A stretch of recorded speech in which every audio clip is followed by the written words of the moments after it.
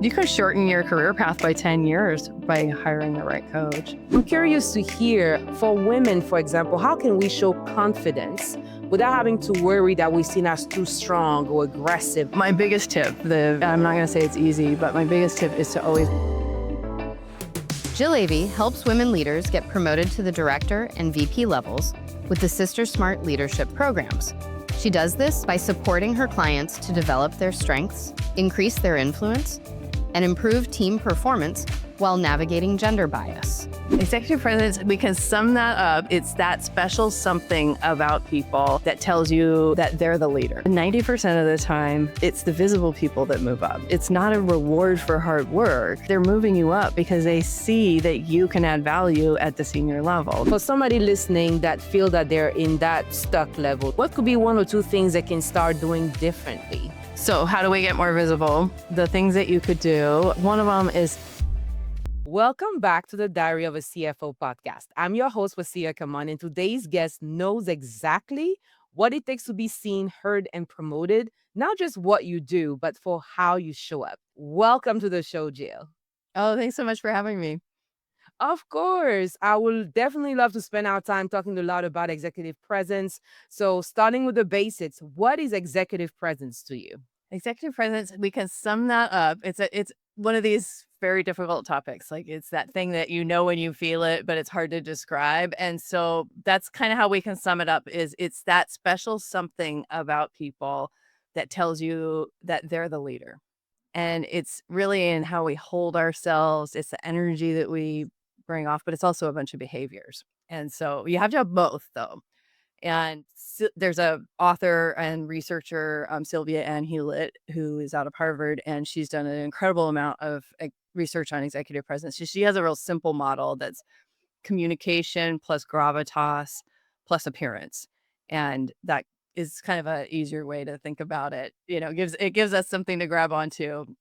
It's not the model that I use. I use a more complicated model because I find that gravitas is still one of those ambiguous things. And it's hard to explain that one. And so it's, I've researched this because I saw right away that executive presence was something that was kind of mysterious. It was something I didn't understand that well in my career. I could have done a lot better job at this when I was a VP, but I just leaned into it as a coach because I knew that this is something that people really needed. So I've studied it for years. And so I feel like I've cracked the code, but it's hard to explain. And even the researchers, even the experts don't do a good job at explaining it, I don't think. So that's where having a lot of conversations about it and talking about the different behaviors, it really makes a difference. Okay, so now I'm curious to hear because you said gravitas is not even English. So how would you define with the research that you did, what is executive presence? And do you think it's something that people are born with, or is it something that they can learn? It's definitely something you can learn. I don't know if anybody's born with it, but there are some of those little kids who are like, "Bah, bah, bah, bah, bah," you know, and you think, I have a nephew and I'm like, he's going to be in sales. And so, that it can come naturally. Some people are naturally more charismatic, for example. But it's not charisma. It's not really your personality, so we can definitely learn it. So that's the good news. And so I break it, my personal models, I break it down into 5 different categories. So appearance is one, because that's the critical first filter, as Hewlett calls it. And people will make a judgment on your appearance as, do you look like a leader? And there's a look that leaders have. And, I love that we're busting that right now because I'm all about like breaking rules. And, for example, curly hair has been one that, like, straight hair has been an executive thing for women, but curly hair is now like totally breaking in. And, I encourage my clients to wear it how you like it, wear what makes you feel best. And, clothing too, we don't have to be in a black suit, but we can really put our own signature style into that. So that's kind of the easy part, is the appearance. A lot of people get stuck there, and a lot of people get stuck on like presentation skills and, those kinds of things too. But I don't even count presentation skills in executive presence, because that's more of a skill set. What I do count is I say it's how I operate, it's how I connect with people, it's how I present myself, and it's how I'm connecting with others. So it's how, do people resonate with me? Do I care? Do I have empathy? Do I put myself in other people's shoes? That's a big part of executive presence. And then the how I operate is, do I have practical wisdom? Do I know my job? Mhm. You have to have the technical skills to be a leader. And people need to be able to trust that you're going to make the right calls, that you have a vision, and it's a vision that people want to follow. And that's tough right now with AI changing everything. It's very hard to have a vision of where we're going. And so, but people need that. And people need you to bring everybody together. I had a mentor once that said that business is at 10,000 steps, and it's up to you as a leader to bring all those steps going in the right direction. So that's, somebody who can do that has Okay. that presence about them. And then, so you say your model had 5. You mentioned appearance was 1. I'm assuming practical wisdom is the other part? So it's how I connect. Yeah. How I look was the appearance one. Oh, okay. So how I look, how I connect, okay. How I operate, How I operate, okay. how I treat others, How I treat others, okay. and then how I present.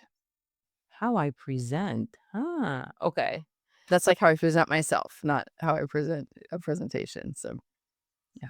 got it. Okay.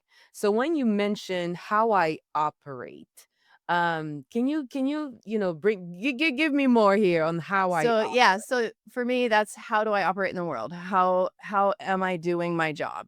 How am I, that's that practical wisdom piece, it's the vision piece, it's bringing everybody together towards that goal. And, do people trust you in the thing you do? So, like, you're in finance. Do I trust that you're really, managing the finances in the way that's going to be best for everybody? Or do I think that you're somebody without good executive presence would be somebody who's looking out for their own bonus, for example, and ouch. that's not good executive presence. That's the me show, and a good executive presence, a leader cares about the we, not the me. Wow. Thank you so much for sharing. So, why do you think so many capable leaders, especially women, get told they need more presence? Because from what you describe, it's pretty simple, right? How I operate, how I connect, how I engage with other. But why is it that you can have all the technical skills that you need in your field? So, I mean, finance, I have all the letters possible, and I was still told I didn't have executive presence. So, I'm Yeah. sure I'm the only one. So, I think curious to there's hear. yeah, I think there's a lot of reasons. And there's reasons for men and women to not be showing the executive presence that they could be. And part of it's just that you've never worked on it, because there's very few places to work on it. There's very few resources on how to actually develop the skills. Like, you can read some books and learn about it, but that doesn't actually tell you how to develop the skills. And so that would be one thing. There's also another factor that I think is huge for all sorts of people, but I work with women specifically, so I know that this is a factor for women, is that if you aren't fitting into the traditional male leadership mold. So, women don't, they're, they lead in a different way usually. They lead with a different set of skills to the forefront. Sometimes not. Women can lead with very masculine leadership skills, and that's fine too. Generally, we're not fitting the mold, and that's why we get told, you don't look like a leader, because Mm. they're not used to seeing that kind of leadership. And so this doesn't I feel really strongly about building our executive presence in an authentic way of figuring out what's right for us, and then really being able to understand that and describe it to others, because you can help people along in understanding you as a leader and having them see you as a leader when you can talk about those things. And so let's say you're a guy who is like, nice guys have as much problem as women do in the workplace. So, like, let's say you're a nice guy and they're calling you, saying that, you're not leadership material, and so you can put together there's 15 different facets that we work with in executive presence. You can put together your own style and show how this I connect with people very deeply. I understand people. And so that makes them want to come along with me. That makes them want to follow my vision because they know I understand their world. A guy can say that just as well as a gal. So, these are ways that we can explain ourselves to be shown as the with the executive presence that we do have. Wow, that's quite powerful because yeah, I personally started in corporate America and there was nobody looking like me at the top of the organization. Like that Yeah. representation was not there, especially in finance, period. So I'm curious to hear, especially when you were talking about masculine trait of leadership and how nice guys also struggle. For women, for example, how can we show confidence without having to worry that we're seen as too strong or aggressive? Like I feel like it's a double-edged sword almost in most Yes. cases. Yes, that's one of those double binds that women face. We face a lot of double binds, but that's definitely one of them, is that it's easy for us to tip over from assertiveness to aggressiveness. And there's my biggest tip, I'm not gonna say it's easy, but my biggest tip is to always add warmth in. So if you come to the conversation, there is, we're going to pick our times when we need to be assertive. And there are times when we need to be assertive. And there are times when we're going to, we're going to risk being called the B word, and we're going to, and that's okay. People can think that we're not nice sometimes. And, women are expected to be pleasing, helpful, and nice. And we can go against that, but when we bring warmth and like a kindness into it, like we're doing this for the good of everybody. I'm laying down the line here because we all need this. Not because I'm mad or was trod on or whatever, it's it's coming to it with that we approach, and which is, what that does is women have different gender expectations. Our societies are the way they are, and men and women have different social expectations. And one of the expectations that women have to deal with is that we are going to look out for the whole. And it's okay for men to look out for themselves, but we will get judged. That's that's the bias that we'll face, and we'll be judged by men and women. And so yeah. Because it's just gonna rub people wrong, and so when we bring that warmth in and thinking about the whole, and I'm making a stand for this because I'm looking out for the company, for all the teams, for the budgets, or whatever it is, that bigger picture, then all of a sudden, that can be so much more hearable for people, because when we strike against those gender norms, then the ears can close and our message isn't being heard because they're too caught up in how they feel about it. Wow. So let's say I walk into a high stake meetings tomorrow. Um, the habit, what is a micro habit, or how can I apply this warmth to change how I'm perceived? Like I still want people to see me as an executive. I don't want to be seen as too aggressive, but I have a tough message to deliver. So how do you prepare for those kind of meetings? I think the best thing is how you prepare yourself. And so, um, I'm going to pull from another part of what I do in coaching, which is my communication training. And we talk about priming for trust. And so that's something where that's about preparing yourself and, really being prepared with your message and why. What is the purpose of this? What is the bigger picture? What is the mission you're serving with this tough message? Or do you have to get tough with the people? There's these characters that you really have to get tough with, and especially at the executive levels, like it can be rough and tumble. And so does that character need you to be tough with them so they can hear you? So if you come in knowing kind of what you're serving and why you're doing what you're doing, and coming in with, kind of peace in your heart about that, because if you come in with anger about it and you've had it, or you're not taking any more, or, something like that, totally different message you're gonna deliver. And so it's about really taking care of ourselves first, our own emotional balance, and making sure that we're grounded when we come into that conversation for me, what always worked really well was having compassion for the other people in the room because they're just trying to get their jobs done too. And if I would think about where they're coming from, if they're people that you know, then you could think about even something that you love about them. I mean, you can find something to love about everybody, even the most grisly characters. Like that was always my challenge was how can I find something that I love about them? And so if I can remember that before I say what I'm going to say, it comes off so Okay. much better, a lot less Wow. aggressive. Okay. And then I like how you said preparing for yourself, almost doing your homework on the people that you also going to be talking to, right? Understanding what will make their ears close, like you said Mhm. earlier.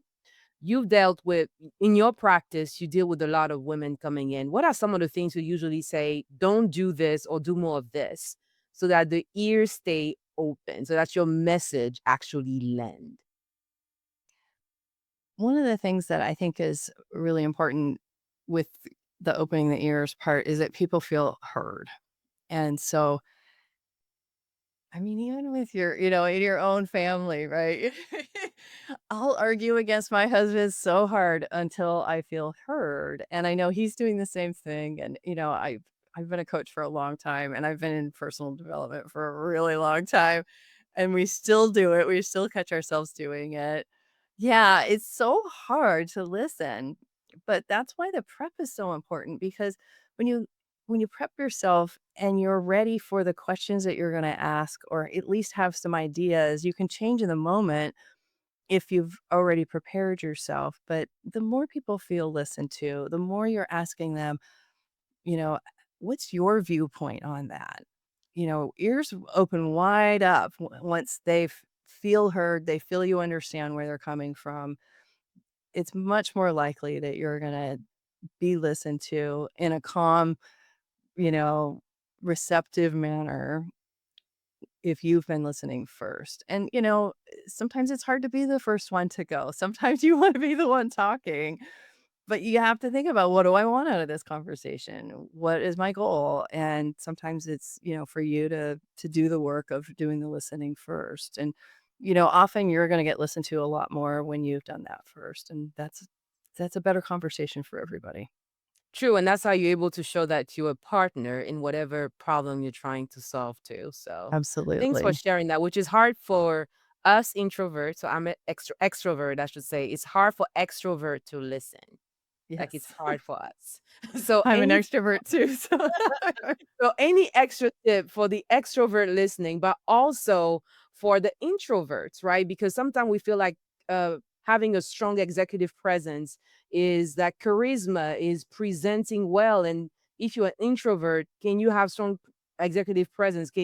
Introvert definitely listen. My poor husband, he listens, but I don't. So yeah. Yeah, and I mean, my husband's an introvert too, thankfully, because my first husband was an extrovert as well, and boy, that was competition, And so, really, I think both of us need to listen, but a lot of times the extrovert, that they're struggling with the listening, but the introvert is also struggling a lot of times with saying what they feel. And mm, so one of the things that they can do is that when the extrovert is actually trying to listen and they come in prepared to do that, open up a little bit, talk a little bit more, give them a little bit more information because they want it and they they need you to help them continue to listen. And, if you continue the conversation along, that can be really helpful. wow. And then as an extrovert, so I have a post-it on my desktop here that literally has listen. I wrote listen on the post-it note and put it on my on my desktop just so I can remember. But it's hard to do when you are in person, right? So I learned that trick being remote and having my post-it note right here saying listen. But when you are in the moment, like what are some things that could help? It's I think it's important to have a cue for yourself, um, no matter where you are. So if you're in person in a meeting, some leaders do a thing where they prep themselves as they walk through the door. And that whatever practice they need to have, grounding, breathing, usually calming yourself before a meeting that helps us be in the right part of our brain. And, that's where our best behavior and our best thinking comes from. So, having that kind of this is what I do every time I walk through a doorway, I take a breath and I kind of feel my feet on the ground, that kind of thing can really help. And I think, as I mentioned, good meeting preparation of what are the questions, what are the things I want to learn from this person, because if you have that all figured out, it's gonna be a lot easier to listen. Maybe you have some questions written down already, that's gonna prime you to wanna ask the questions and then listen, and so you'll be totally ready for it. Sometimes we don't get to prepare for every meeting though, lots of meetings we're sliding in from another meeting and, what are we talking about today? And so for me, I always have a notepad with me. I like to handwrite notes, rather than type on my computer. So if you've got a computer, you can do the Post-it note or some kind of like label on your computer if you need to, if you're bringing your laptop into meetings. But for me, I'm a handwriter, so I write at the top of my page to listen, or oh, it used to be keep your mouth shut. I do that too. I do have a shut up Post-it note. Yes, KYMS. Like, Whatever works, whatever whatever works. works. So I'm Yes. curious to hear, with all the years you spent in coaching, first, what got you into coaching and especially diving in like you've done with executive presence? So I spent 25 years in marketing, and I led a lot of cross-functional, complex cross-functional teams with, all the players, and that is really hard work, and it kind of wore me out. And so I decided I wanted to have a second act in my career, and that I wanted to do something that was going to be more of service. And I personally would like to work till I'm 80, and so I picked coaching as a way that I could, kind of taper down, but not have to, leave work altogether, because I love being in the world. I spent my career traveling around the world, and so now the world comes to me through my clients, and I loved leadership, so this is a way for me to bring, my background into something new and into helping people. And for me, it's really motivating. It became obvious right away that I should work with women, and it's really motivating for me to help women rise up, because I think there's just a lot of overlooked talent in the workforce that doesn't have the leadership training. I work specifically with women at the director and VP levels and help them move up to the next level. So whether that's the VP or C-suite level. And so I think that there's not a lot of support in that middle of the pipeline, is what we call it, to help people get from middle management to upper management. It's usually not a place where companies are spending a lot. They may do some workshops, but you're not getting that personal development that, you get all that when you're in senior management, but you don't get it to bring out the potential to show that you could be really good in senior management. And so I feel like that's the problem that I wanted to solve with my business. And that's a big problem because I feel like I was stuck at that director level for so long. You're doing all the work because you middle management is like Ugh, it's so hard. yeah, You're squeezed dealing from with all sides. employees because the first step, so right, you start an individual contributor, you move to management, and sometimes now you're managing your peers, doing performance review, you haven't woke up from this nightmare, and then now you're thrown into something else, but there is very little, like you said, beyond the workshop that you do once a year or twice a year to really help you break from that director VP to C-suite and more executive roles. So, what have you seen as being the main obstacle or problems that get people stuck at that level? I would think we can. I mean, there's a skill set, there's the community. To me, it's strategic perspective, it's communication and executive presence.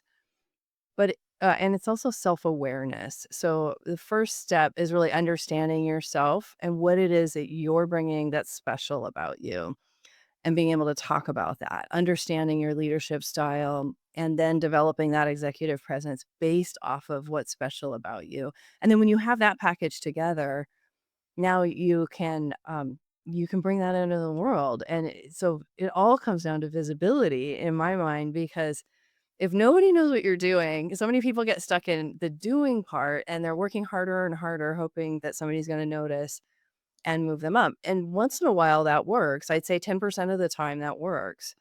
But 90% of the time, it's the visible people that move up. And it's not a reward for hard work. They're moving you up because they see that you can add value at the senior level. They see how you're thinking, they see how you're solving problems. They see the impact you're making in the company, most importantly, and they want more of that. And they see that you could do even more from a higher level. And until you can show people that and do that translation for people, you're not going to get the attention. That's very true. That's some hard, tough love right there. Yeah. So, for somebody listening that feel that they're in that stuck level, if I can say, what could be one or two things they can start doing differently to start having that visibility? Because 90% of people not being seen for their hard work is hard. It's a hard statistic. Yeah. Yeah. And there's no data behind that, by the way. But still, I That's can my feel. that's how I felt too. I felt like the most visible people would move up. Some of them I just felt like were jerks, but they were the one that were visible. They're the one that were Yeah. bragging or showing the world and networking and in all those drinks or after hours and all these things, but they were visible. Yeah. They were visible. Yeah. So how do we get more visible? The things that you could do, one of them is check your busyness, because the busyness trap is something that we work with in our program. And, you know, are you really doing is everything that you're doing really that important? Because I would love for you to trim a couple hours a week off. Is it a meeting you don't have to go to? Is it something you could delegate? Those are the easiest ways to do things. But also, check out your workload. Like, there may be things that you just don't even have to do that you're still prioritizing. And so can you trim off a couple hours a week to go out and get yourself visible? And so let's say you have found 2 hours a week. What do you do with that time? Now, I want you to start tracking what you're doing and measuring the impact, because so often we finish up a project and we just run to the next thing, and we're not even stopping to see for ourselves what did we do? And that will really help you on the busyness front, because you'll start to be able to see, out of all the activities that I'm doing, what are the things that are really making a difference? And so once you start measuring all of that, then you can start talking about it. You can mention in a meeting, hey, I'm really proud of our team. You can do the brag and thank email, like, really proud of the team. They worked really hard. Here was our results. And here's some contributions of the team members that I really want to highlight. And, those kinds of things going out once in a while make a huge impact. Maybe I love the book Smart Brevity. And they talk about having a little, week recap for your manager, for the people that care about what you do. Let them know. And then you can start to get more personal and build relationships. So that's maybe spend an hour on the measuring and an hour on actually talking to people. And so I always have people think about, okay, who are or what are the departments that my job impacts? So what are all the people that are tangential to my work that are above me? And why do they care about what I'm doing? And meet with them. Let them know about how you're doing, and then have a conversation about, how can we do this better? How can I serve your needs better? Start to understand their world more and understand how they're compensated, and how do they get bonuses? They care a lot about those things, and the company cares about it too. Otherwise they wouldn't be putting money there. So you can start to align your work with what everybody else is caring about more. And those conversations give you incredible visibility, and they give you a lot of support from senior management that could turn into a sponsorship. It could turn into somebody speaking up for you when it's time for a promotion to come around. And, a lot of those conversations happen when we don't even know they're happening. And so you've got to have those relationships up front, because the conversation happens, the announcement's made that somebody's getting promoted, and you had no idea any of that was going on. And you gotta have those people that are gonna speak for you. That's true. And it remind me, like, I used to think that, thinking about your career was only happening once you had performance review. And I Right. wish somebody told me what you just said. Carve out, Should be a year-round conversation. yes, it's year round. And before you know, you're like, how did I get promoted? I thought I would negotiate at my performance review. Give me a 3 or 4. And it Mhm. already happened. Yeah. Yeah.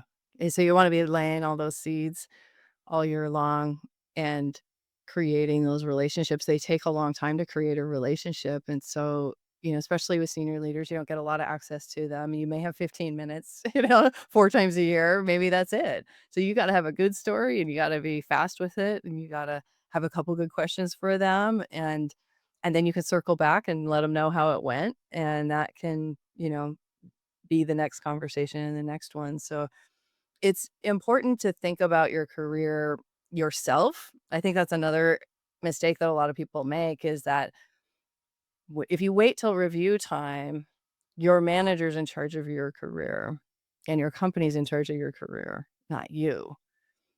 And so you should be the one driving it. You should be figuring out what you need to work on because you know where you want to go and what it takes to get there. And it's your career path, not what can I get, And it's a big mindset shift for a lot of people because there's this feeling, I think, this kind of an employee mentality that we get instilled in us of the company's supposed to provide all that to me.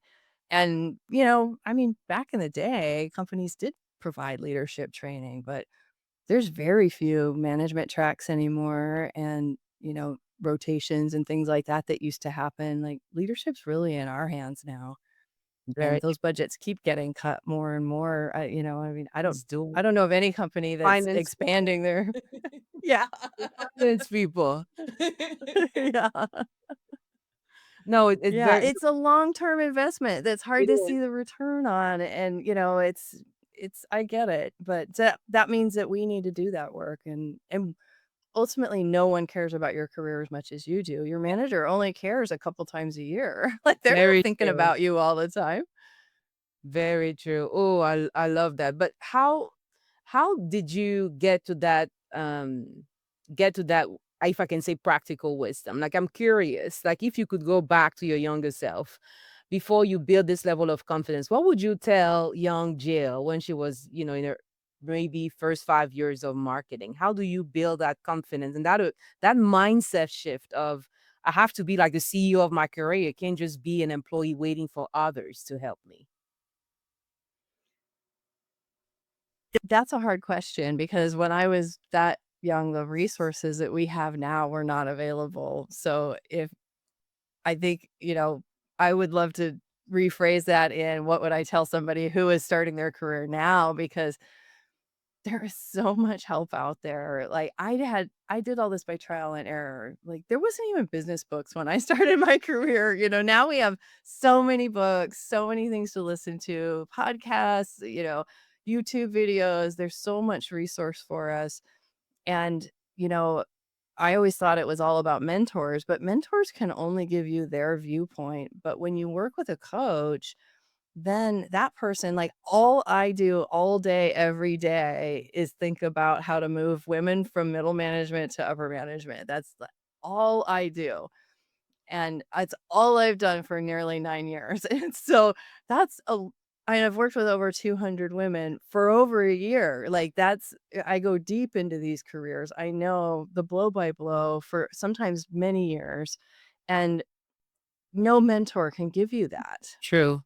No mentor can do that. They can give you the essential information of the politics in your organization that I can't give you, but there's like a coach for everything now. And so whatever thing that you need, I had one client who was making a move into customer service, and so she hired somebody that it was a customer service coach, like a skills-based coach. And so that there's so much learning that's out there with really specialized skills that you can find exactly what you need now versus, joining, in my case, joining the American Marketing Association and hoping that you were going to learn what you needed to learn. And, going to an event or two a year, that's just not how a smart person is going to get there today. And you have so many more resources and finding that guide that is that expert just shortens it by years. Like you It could does. shorten your career path by 10 years by hiring the right coach. It does. It did for me. So I started working with an executive coach when I was VP of finance. And at the time, my company would not pay for it. So I was like, I'm going to make the investment, Lord. Fast forward, within 2 years, I became a CFO by working with that coach. And now the company pays for it. But, the first time I feel like we are often not always willing to make the investment in ourselves. And I think it goes back to the employee mentality that you said. We want the company to do it for us sometimes. And sometimes you just have to take the first step. But I do believe that executive coaching was transformative for me. And I can only imagine for your own clients how transformative it is. So I'm curious to hear what's the best way to start working with you? The best way to reach me is on LinkedIn because I'm on LinkedIn all day, every day. And so just send me a DM and, reach out or start following my posts. I post every day and talk about the stuff that I work with. And so that's an easy way to get in touch with me. Well, thank you so much, Jill, for being on the show. Such a joy. You confirmed so many things for me that work for me that I hope other people listening and watching eventually on YouTube will also learn. So thank you so much. Oh, you're so welcome. Thanks for having me. And that's it for today's episode of The Diary of a CFO. Thank you so much for tuning in. If you enjoyed the show, don't forget to like, review, subscribe, and share with others. Our website is thediaryofacfo.com. That's where you can find all the episodes, access all the guest profiles, see their bios, and the social media links. It is also the place where you can apply to be a guest on the podcast and have information about how you can sponsor the show. As always, if there is any topic you would like me to cover in the future, just email me at ask@thediaryofacfo.com. See you soon. Wondering if you're ready for the CFO role? Find out with a free CFO readiness scorecard at cfo.scoreapp.com.